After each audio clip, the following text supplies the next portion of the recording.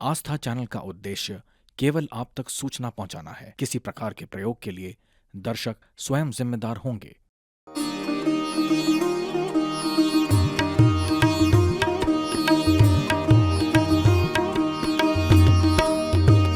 नवरात्र का चौथा दिन माता कूष्मांडा को समर्पित है।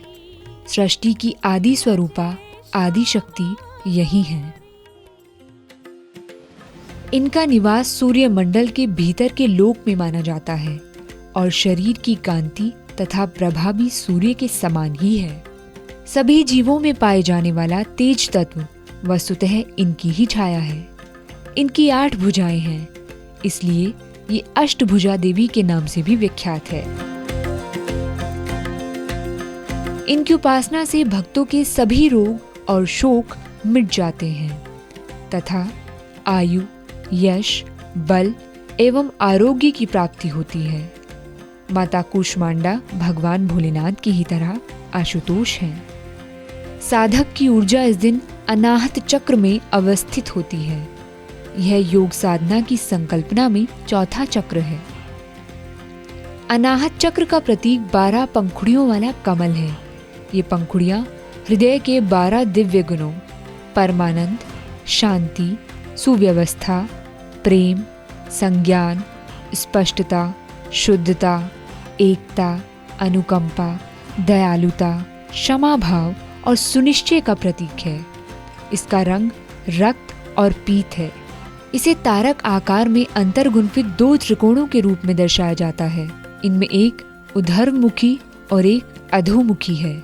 अर्थात जब साधक की ऊर्जा यहाँ से ऊपर की ओर बढ़ती है तो उसमें शुद्धता, पवित्रता, दया, निष्ठा, प्रेम और भक्ति का भाव प्रकट होता है।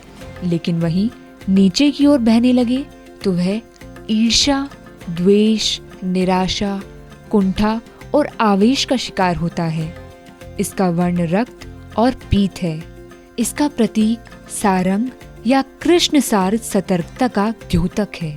जिस समय पूरा ब्रह्मांड में केवल अंधकार ही अंधकार था, तो पूरे ब्रह्मांड को बीज रूप में धारण करने के कारण भगवती कूष्मांडा का ध्यान किया जाता है।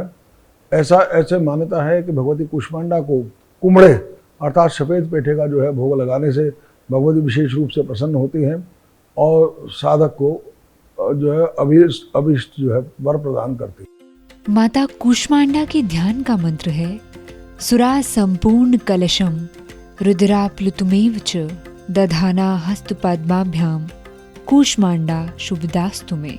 और बीज मंत्र है ऐं ह्रीं देवे नमः। औषधियों में कूष्मांडा पेठा अर्थात सफेद कद्दू को कहते हैं। इसे देवी कूष्मांडा का ही रूप माना गया है। यह पुष्टिकारक, वीर्यवर्धक और रक्त के विकार को ठीक कर पेट को साफ रखता है। हृदय रोग से बचाव के लिए इसे रामबाण औषधि माना जाता है।